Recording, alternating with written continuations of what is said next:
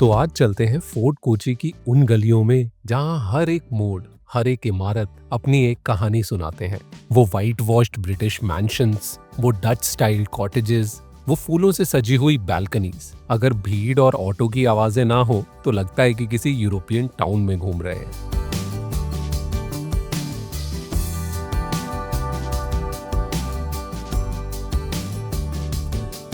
केरला के इस हिस्से में हर गली के नाम आज भी पुरानी यादें समेटे हुए हैं। जैसे कुछ पुरानी तस्वीरें जो अपनी पहचान अपने सीने में लिए आज भी जीती हैं। ये 500 साल पुराना घर जहां वास्को डी गामा रहा करते थे, और उसी के सामने ये सेंट फ्रांसिस चर्च जहां वास्को डी गामा का ग्रेवस्टोन आज भी है। छोटे छोटे कैफेज, रंग बिरंगे बुटीक होटल्स और एंटीक स्टोर्स इस जगह को और भी चार्मिंग बनाते हैं। और जब आप यहाँ पैदल घूमते हो तो इस पुराने शहर के नए पुराने रंगों में बस खो से जाते हो।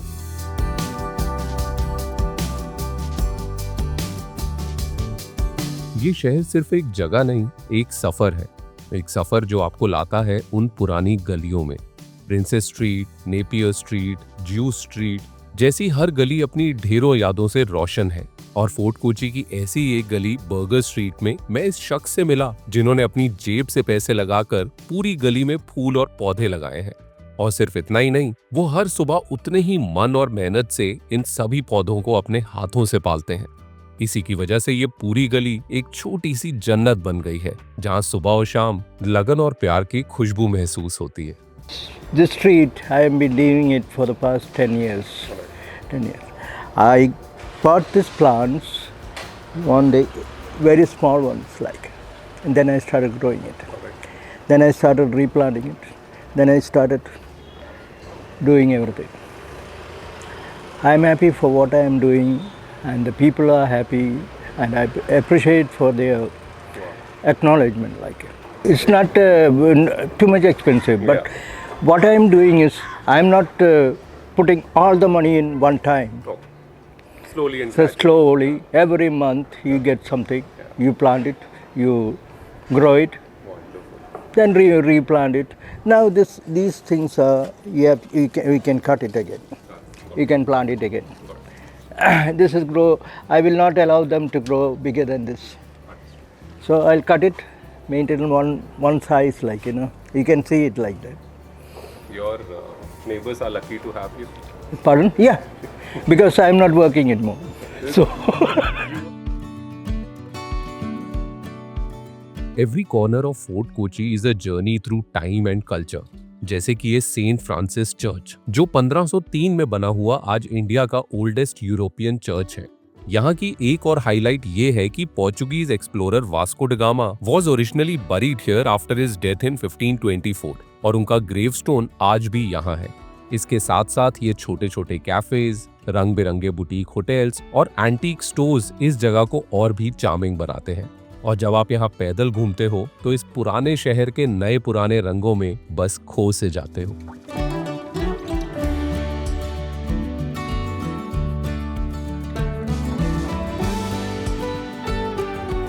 पिछले कुछ सालों में Fort Kochi has also become a foodies paradise with a mix of cosy cafes and hidden eateries tucked away in narrow streets to fine dine restaurants serving up a variety of cuisines. This historic neighborhood has it all.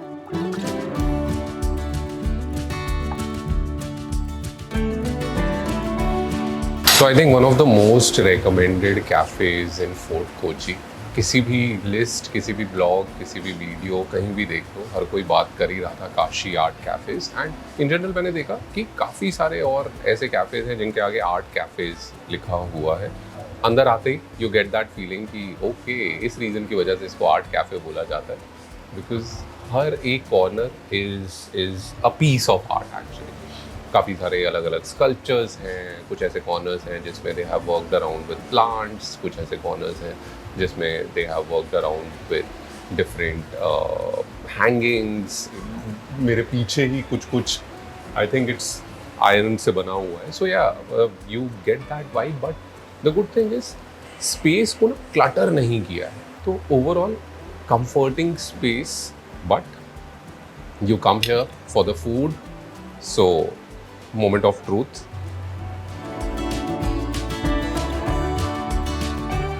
Fresh, but मेरे लिए थोड़ी सी seasoning कम.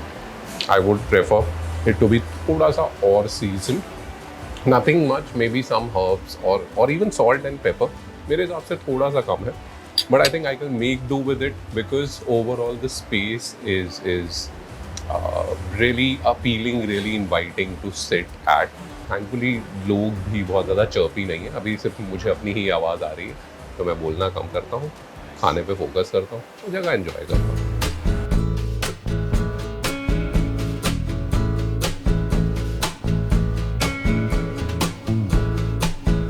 जब आप fort Kochi की एक गली से निकल के दूसरी गली में कदम रखते हैं तो हर मोड़ पे एक कहानी मिलती है, और उसी कहानी का एक हिस्सा है ये 500 साल पुराना घर, वास्को ड गामा का घर.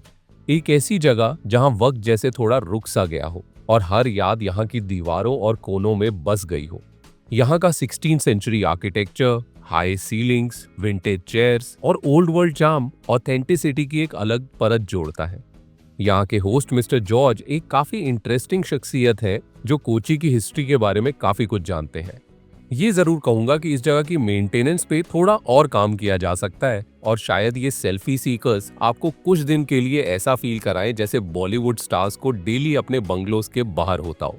बट स्टिल ये एक ऐसा एक्सपीरियंस है जो हिस्ट्री, कंफर्ट और बजट का परफेक्ट ब्लेंड है.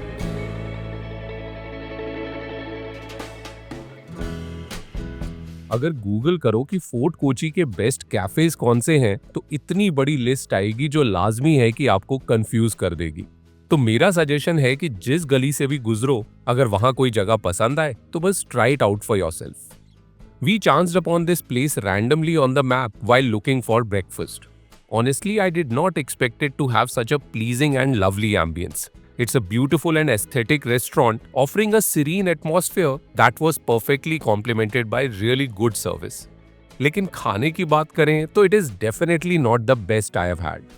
I'm not saying it was bad, but the flavors were a bit weak. लेकिन क्योंकि ये वास्को होमस्टे के एकदम बगल में था, so it was a convenient breakfast option for us.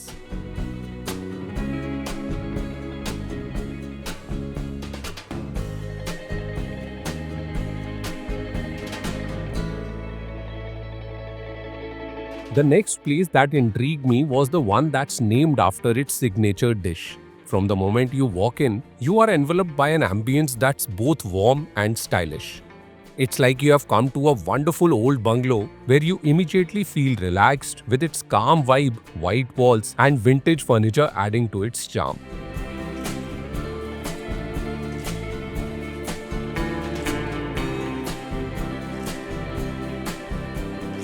I think इस जगह की सबसे पहली जो इंट्रीगिंग चीज़ मुझे लगी वो था नाम. अगर एक डिश के नाम पे किसी ने रेस्टोरेंट ओपन किया है तो ऑनेस्टली स्पीकिंग आज सुबह ऐसा कुछ मैं सो के नहीं उठा था या सपना देख के नहीं उठा था कि यार फ्रेंच टोस्ट खाना है. बट जब इस रेस्टोरेंट का नाम सुना तो अंदर से हो गया यार एक्चुअली बहुत टाइम हो गया एक अच्छा फ्रेंच टोस्ट खाए हुए. अगर किसी रेस्टोरेंट का नाम ये है तो signature dish has to be good. एक तो सबसे पहले आते ही it's such a huge space. ऐसा लगता है किसी का बहुत बड़ा सा बंगलो है. उसमें भी आधा एरिया कंस्ट्रक्टेड नहीं है एंड इट्स ऑल अच्छे से ग्रीनरी से भरा हुआ, कैनपी, बर्ड्स, और अंदर जो कंस्ट्रक्शन भी है very minimalist, the kind of colours that I like, white end of white, warm white, different shades of whites, and दोनों आउटडोर इंडोर सीटिंग है and it's perfect for any day. चाहे वो रेनी हो, चाहे वो सनी हो, अ विंटर्स इवनिंग हो. तो जब तक वेट कर रहे थे तब तक हमने मंगाई kombucha and it was really delicious. मेरी थी मिक्स बेरी कम्बूचा एंड आज अच्छा सनी डे है उसके लिए it was really refreshing dish. अब बातें हो गई. मेरे हाथ में हो रहा है ठंडा Apple cinnamon pancake. Signature dish ने तो डिसअपॉइंट नहीं किया. एप्पल एंड सिनेमन कॉम्बिनेशन ऐसा है ना, खुद भी घर पे तवे पे हल्का सा चाहे ऑलिव ऑयल डाल दो, घी डाल दो, बटर डाल दो, पेपर डालो, सिनेमन डाल दो, चाहे साथ में सॉल्ट, बहुत हल्का सा शुगर. और the good thing is even though इनके एप्पल्स ऐसे लग रहे हैं कि अच्छे से पके हुए हैं, जो बाहर से हैं बट अंदर it still has a crunch, it still has a bite. And pancake is it's a thick bread, but still एकदम मतलब जैसे ही मैंने उसमें अंदर नाइफ भी डाला ना, it spears through it. I think it's worth coming just for their signature dish, French toast.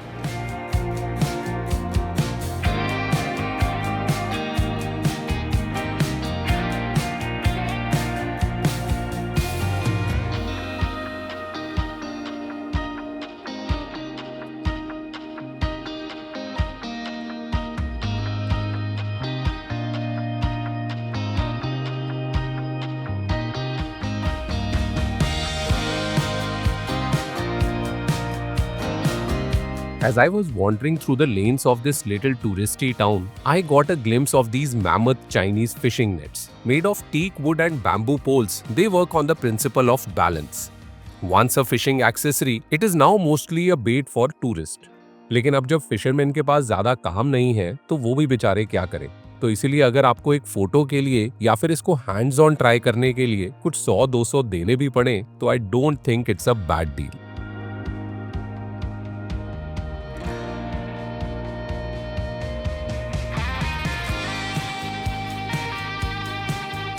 यहाँ से थोड़ा ही आगे जाके हमें दिखा केरला का एक नया public transport, the Kochi metro. लेकिन आज का ये मेट्रो का सफर दूसरी मेट्रो से अलग था। वो इसलिए क्योंकि हम थे इंडिया की पहली वाटर मेट्रो में। इसका इनॉग्रेशन 2023 में हुआ और तब से लेके आज तक ये 9-10 रूट्स में ऑपरेट करती है और लोगों के डेली कम्यूट का एक रेगुलर साधन बन गई है। ये एयर कंडीशनड है, बैटरी ऑपरेटेड है, कंफर्टेबल है, आवाज बहुत कम करती है, अफोर्डेबल भी है और ट्रैवल टाइम को आधा कर देती है। इस बार की केरला ट्रिप में जितनी यहाँ के नेचुरल लैंडस्केप से खुशी मिली, उतना ही गर्व ये सस्टेनेबल ट्रांसपोर्टेशन मोड के डेवलपमेंट को देख के हुआ।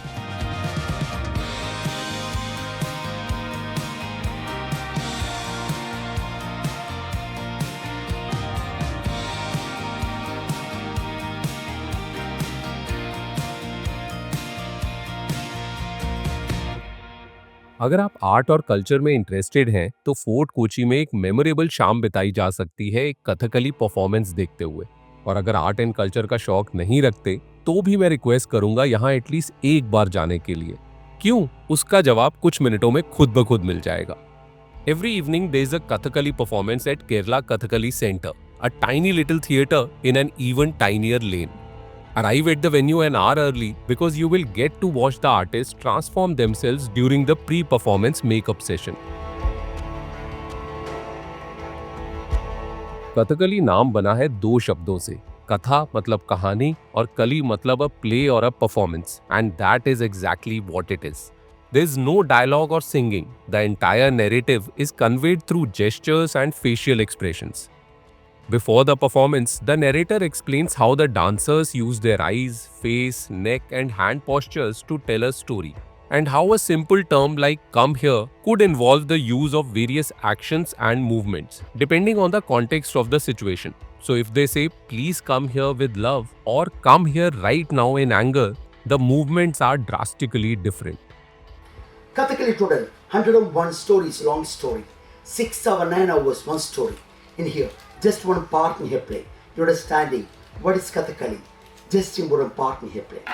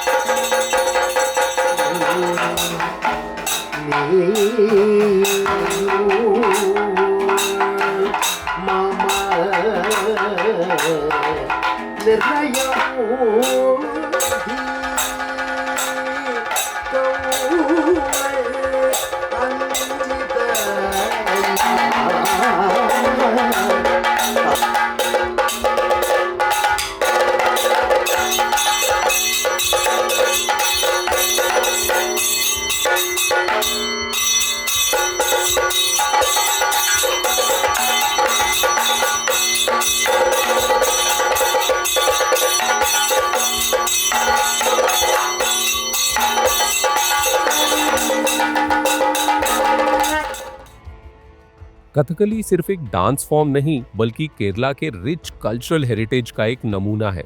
Watching the performance switch between emotions with such precision was awe-inspiring. The control that they had over their facial muscles was unbelievable. Every expression was so vivid that I could feel the emotions they were portraying without saying a single word.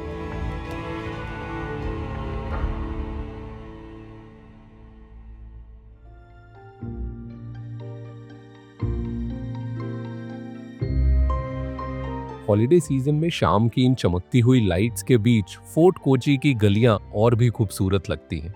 Under the festive glow of these shimmering lights, the place transforms into a symphony of celebration. लेकिन एक बात जो मुझे इस पूरी trip में चुभती रही वो थी कि कैसे इस सिटी का चार्म और पोटेंशियल धीरे धीरे ट्रैफिक के शोर के तले गुमता जा रहा है। If these streets can be turned into pedestrian-only streets, the old houses are better preserved, and all the new constructions are required to be built in the heritage-style architecture, this can definitely become one of the most unique historic neighborhoods of the country.